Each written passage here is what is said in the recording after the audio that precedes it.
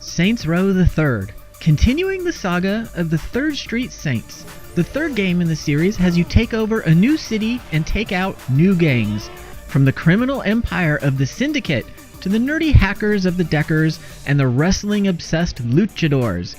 The game jumps you right into the action with a giant mascot head and a voice changer before finally letting you customize and show yourself to the world, or at least the new city of Steelport. Graphics here are a big jump from the previous title. One of the first things you'll notice is the physics. Saints Row 1 and 2 had static meshes for hair and clothes. Saints 3 steps that up. While it took away some customization options such as layering clothing, I think it was a good trade to have fabrics that move and flow with the character. There is still a massive amount of customization to be had in Saints Row. From your character, which is an insane amount of detail, to clothing, outfits, to cars, and you can color coordinate it all. The sound design had me mostly in the world, with only a few moments where it was just over-the-top cursing for no reason other than to curse.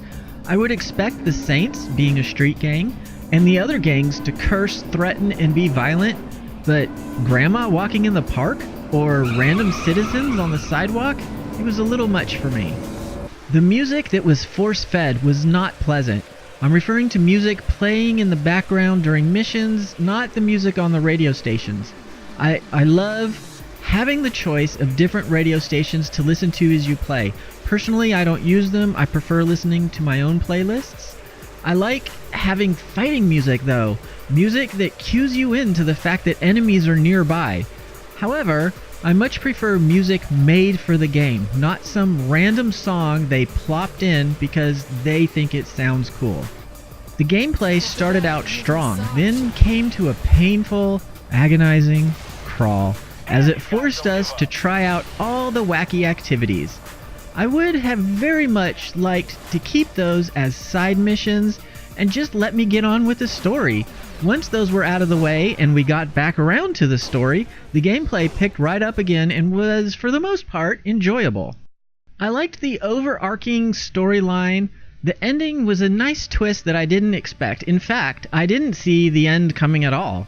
Also, the choices didn't really matter to the story. You got to pick a few options, but it was mostly just the choice of cash now or cash over time without any impact on the story at all. So once you've played it, you've pretty much seen it. Final score. The story was fun, the activities irritating. Customization is outstanding. Once you've played it, you've seen it. Visually, it's a nice step up and on par with other titles of the time. Good sound effects, but overly aggressive and rude citizens. Radio choices good, force-fed songs bad. Overall, Saints Row the Third scores a 7.2. I recommend Saints Row 3. It's a fun romp in a crazy land, but expect pacing issues and some mild irritation. If you enjoyed this review or found it useful, please remember, hit the like button. It really helps the channel, especially as we are growing. If you have any comments or if you disagree with me about Saints Row 3, let me know down below. And I'll see you in the next one. Dashpot out.